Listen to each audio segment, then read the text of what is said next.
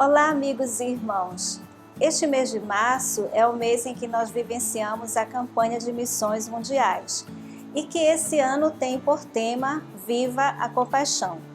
E eu quero aproveitar então para compartilhar com vocês um texto que foi escrito pelo pastor Daniel Solano, que é missionário no leste da África.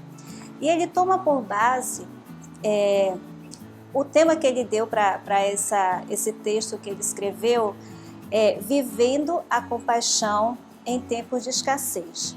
E ele tomou por base 1 Reis, capítulo 17, do verso 8 a 16, quando Elias vai ao encontro da viúva de Sarepta. Essa senhora, nós não sabemos o nome dela porque a Bíblia não fala. Ela não era judia e vivia em Sidom, a noroeste de Israel. Nesse tempo, Elias estava fugindo do rei Acabe, portanto ele precisava de um lugar afastado.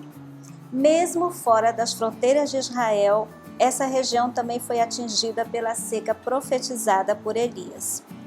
O profeta tinha passado algum tempo sendo alimentado por corvos e bebendo de um pequeno riacho. Mas até esse riacho secou. Então ele precisou mudar novamente. De acordo com a palavra de Deus, ele foi para essa cidade onde deveria ser sustentado por uma viúva. Ao chegar na entrada da cidade, ele encontrou a senhora que estava colhendo lenha. Pediu-lhe água e ela foi buscar. De saída, ela ouviu um pedido de comida. Lembremos que Deus tinha dito a Elias que havia ordenado a uma senhora para alimentá-lo. Ela respondeu que iria cozinhar a última refeição que tinha para comer com o filho e esperar pela morte. Esse foi um momento difícil para Elias.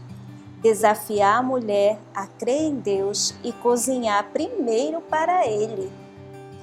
Ajudar alguém com o que está sobrando pode não ser tão difícil, porém entregar a última porção é um teste de fé. O mundo enfrenta uma crise sem precedentes.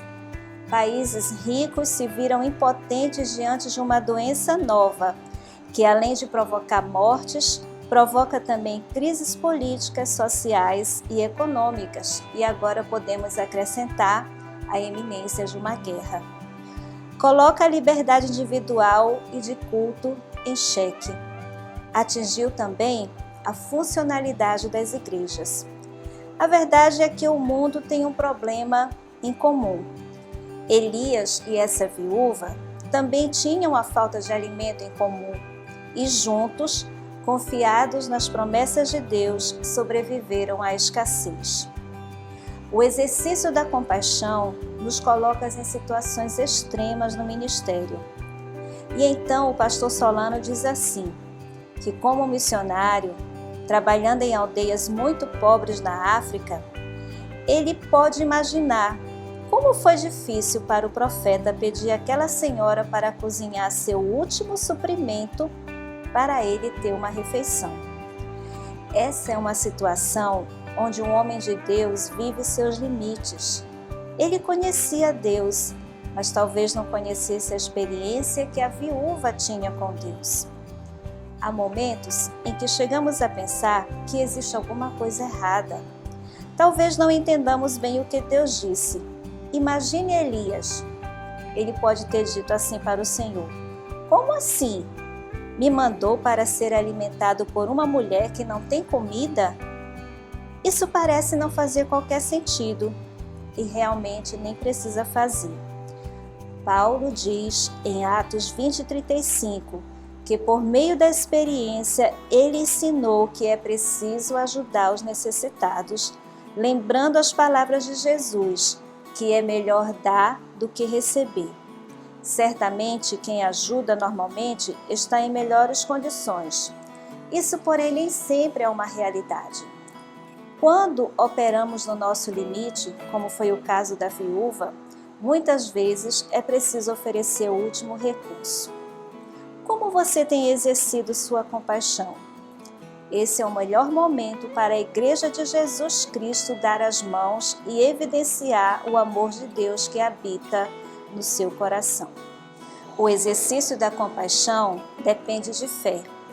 A viúva foi desafiada a preparar uma refeição com seu último suprimento, primeiramente para Elias, e só depois poderia cozinhar para ela e seu filho. Isso é uma prova de fé. Com essa obediência, ela estava dizendo: eu creio que Deus vai me suprir.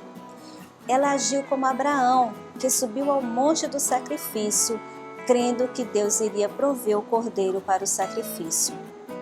Essa viúva só exerceu a compaixão preparando sua última refeição para o profeta, porque creu na palavra de Deus, dita pelo profeta, que a farinha e o azeite duraria até chover novamente e terem suprimento. Sem crer nas promessas de Deus, não vamos conseguir ter misericórdia, principalmente quando nós também temos necessidade. O exercício da compaixão ensina que Deus acrescenta onde aprendemos a tirar.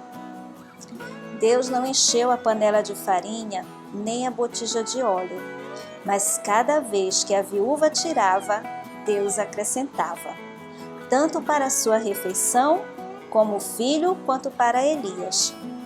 Essa experiência vivida pela viúva é repetida muitas vezes ao longo da Bíblia.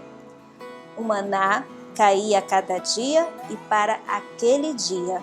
O Jordão se abriu quando os sacerdotes tocaram as águas com seus pés. Vale destacar que o azeite e a farinha só eram acrescentados quando ela tirava, não antes disso.